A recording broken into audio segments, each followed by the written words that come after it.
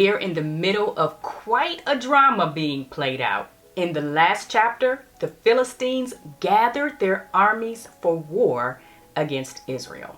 And Achish, Philistine king, told David that he and his men would fight with the Philistines against Israel.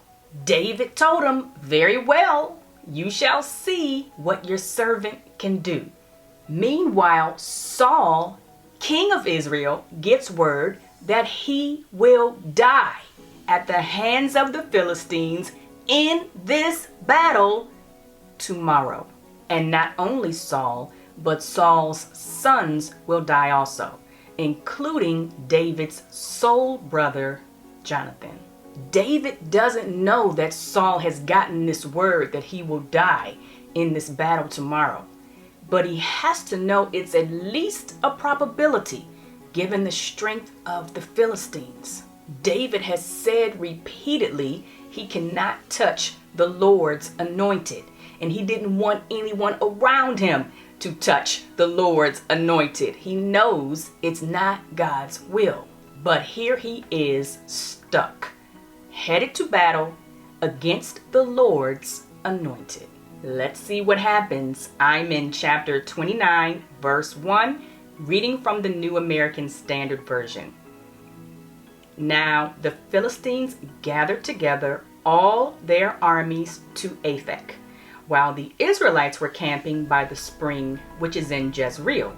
And the lords of the Philistines were proceeding on by hundreds and by thousands, and David and his men were proceeding on in the rear with Achish.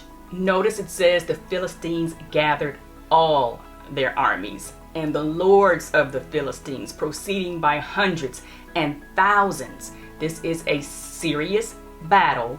They plan to take Israel out. And look who's in the rear, David and his men. We might think, oh, he's just in the back. David is part of the rear guard, a strategic placement. You put some of your best soldiers in the rear guard to protect against attacks from behind. Continuing verse 3, then the commanders of the Philistines said, "What are these Hebrews doing here?" And Achish said to the commanders of the Philistines, "Is this not David, the servant of Saul, the king of Israel, who has been with me these days, or rather these years, and I have found no fault in him from the day he deserted to me to this day?" But the commanders of the Philistines were angry with him. And the commanders of the Philistines said to him, "Make the man go back, that he may return to his place where you have assigned him, and do not let him go down to battle with us, or in the battle he may become an adversary to us. For with what could this man make himself acceptable to his Lord? Would it not be with the heads of these men? Is this not David, of whom they sing in the dances, saying, Saul has slain his thousands and David his 10,000s? I love that we get this window into the meeting of the Philistine commanders and King Achish. These commanders are like, Achish, have you lost your mind? This is David, who has led several battles against us and won. This is the one who's got the #1 hit song in Israel. Saul has slain his thousands, David his 10,000s. We don't care if you have found fault with him or not. And there was fault to be found. We will not have him turning on us in the thick of battle. Make him go back. This is a meeting of the Philistines, a people who do not know or serve the true and living God. But you best believe God is in control of this meeting.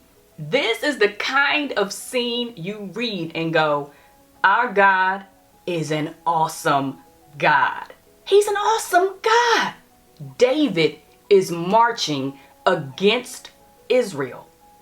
God has anointed David to be the next king of Israel. He is not going to let David have a hand in killing King Saul and his sons. Even though David joined with the Philistines without inquiring of God, even though David was lacking in faith, 2 Timothy 2:13, if we are faithless, he remains faithful, for he cannot deny himself. God is so sovereign that David could not thwart the plan God had for his life. If you ever worry that God cannot work in the hearts and minds of those who don't know him.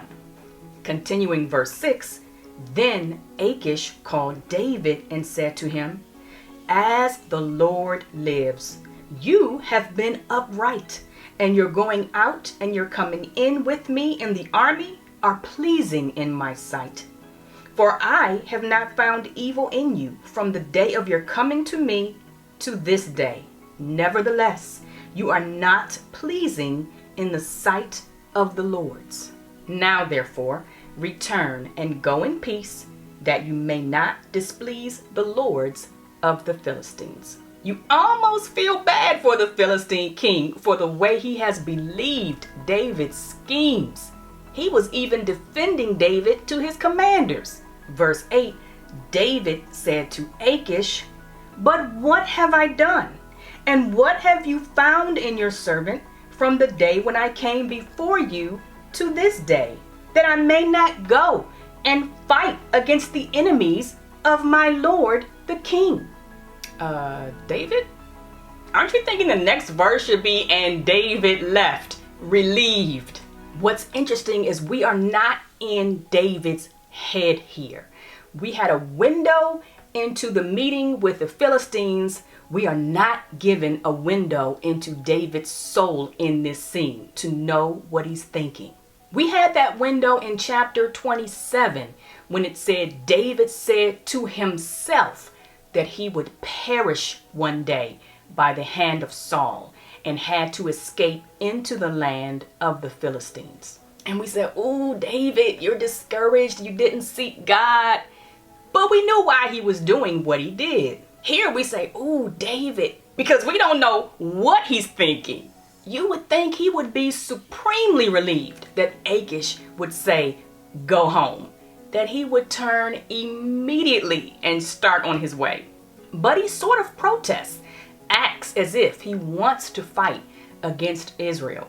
I'm inclined to believe he was relieved, but had to pretend that he wanted to go fight. But the text doesn't give us that clear insight. Continuing verse 9, but Achish replied to David, I know that you are pleasing in my sight, like an angel of God.